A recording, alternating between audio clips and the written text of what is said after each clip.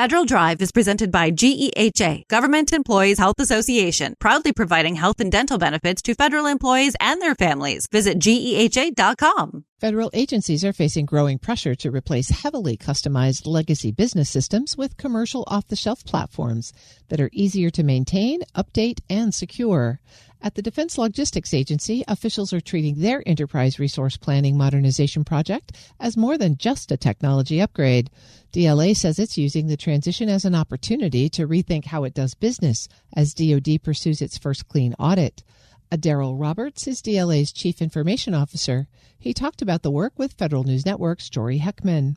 As we did our review, we looked at our ERP, and we, like most government agencies, we had a lot of technical debt. We had customized the ERP in its core code to the point where it was going to be nearly impossible for us to transition to the new baseline. And so we started that digital business transformation journey back in 2021 to actually buy down our technical debt, try to decustomize as much as we could our ERP through business process reengineering. And where we couldn't decustomize the ERP, how could we leverage low-code platforms, business process change, automation, et cetera, so that we weren't changing or trying to carry that debt onto the new platform.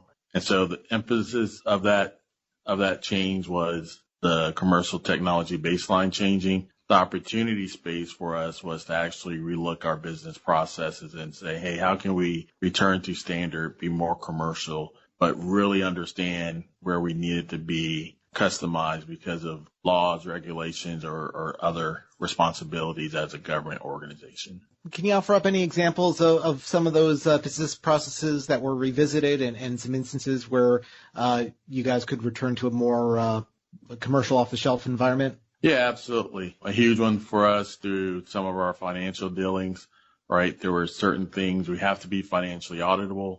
The commercial standard for a lot of ERPs out of the box is financially auditable. And so we've been able to update and change some of our internal processes from a financial perspective to align more with the commercial financial standard. Another big piece for us is our procurement. You would think from a federal government perspective, it would be completely customized, but because of the federal offerings that are offered by these commercial vendors, we had a completely government-built procurement system that we've been maintaining for the past 10, 15 years. We're on track to actually use the out-of-the-box capability that was built for public sector. So from a sustainment perspective, that's a huge cost savings in terms of not having to maintain government developers, as well as the knowledge management risk as people retire. How you built the system, why you built the system typically retires with the individual. We now aren't responsible for that sustainment of knowledge management. We can benefit from the commercial sector in that respect. Absolutely. And you mentioned that 2030 deadline. That's still a ways away, but it'll be here before you know it. How is DLA managing the short-term needs for system support with the long-term need for ERP modernization? You know, what does that journey look like for the next couple of years going forward? Yeah, so the great thing there for DLA, we've actually accelerated that 2030 timeline. Some of that on our own from a need perspective. The other part of that is based upon department direction. The need to be auditable by 2027 was a huge driving factor for us. And so we actually accelerated our timeline because for us it was we needed to have a firm technical baseline leading into the audit so we could normalize the process, train our workforce, create the evidentiary matter that would allow us to pass audit. And so from 2021 to 2026, we actually went live with our new version of the ERP. So as of February, our finance, our warehousing, our distribution and disposition services are all on the new technical baseline for the ERP. The remaining part is the procurement for public sector piece, and that will align on the new baseline at the beginning of FY28. So we're actually have accelerated our 2030 deadline by about 3-4 years. That's pretty extraordinary. Unpacking that a little bit more, what led into that accelerated timeline? What were kind of the things that went right that allowed that faster timeline? Our governance. our oversight, our leadership commitment to the change and the importance and prioritization of that change for the agency. This was a focal point for our leadership. So from a governance perspective, we met monthly from 2021 through 2025 and actually govern our prioritization. We talked about customizations and they were approved at the executive level, the general officer level, if we were going to customize. I think some of the other things that helped us was we focused on change management and training. So it wasn't a technical-led change, even though that was the reason why we were accelerating the change. We really looked at it from a cultural, organizational perspective and really focused on the training of the workforce, the knowledge of the workforce. We actually changed some of our techniques in terms of as we're designing the platforms for deployment and development, our functional users were actually there as we developed the product. So it wasn't a flash to bang, IT went into a closet for 2 or 3 years, built something and came back out and showed the business. They were actually able to see it real time as we went throughout the process over the last 5 years. We also embraced the red, for lack of a better term.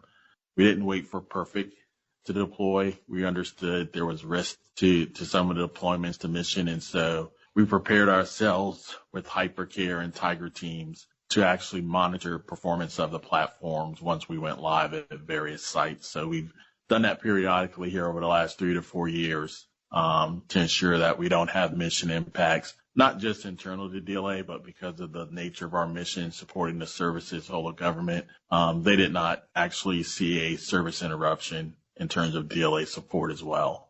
So I'd say we were overly communicative, internal and external with stakeholders, customers, and users. But we also did not waver when things got hard or if there was hard decisions or risk. We figured out how to manage that risk so we could continue forward. Yeah, absolutely. Shifting gears here a little bit, can you tell me a little bit more about the role that cloud plays in all of this modernization journey?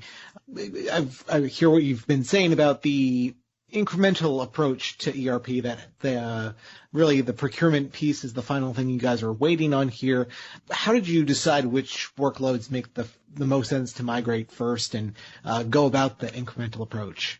Yeah, absolutely. So I would say our overall transformation strategy, we had other applications in addition to our ERP we maintained at DLA. When we started the transformation process in 2021, we had approximately 1,300 application systems across DLA that we managed. Through a rationalization effort, prioritization effort, we reduced that to approximately 100 applications that we utilize across the agency. And that supports external customers as well. Those aren't all internally facing systems.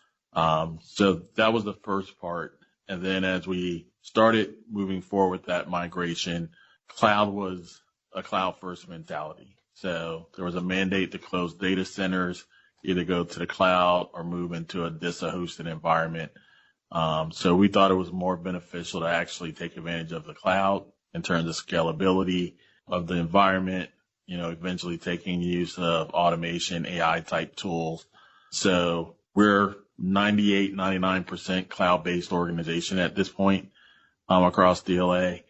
We've moved all of our data warehousing, our major ERPs within the cloud. And then we also have a multi-cloud strategy. So we're not just in one cloud. That's Adarryl Roberts, the Defense Logistics Agency's CIO. Find the full discussion at federalnewsnetwork.com.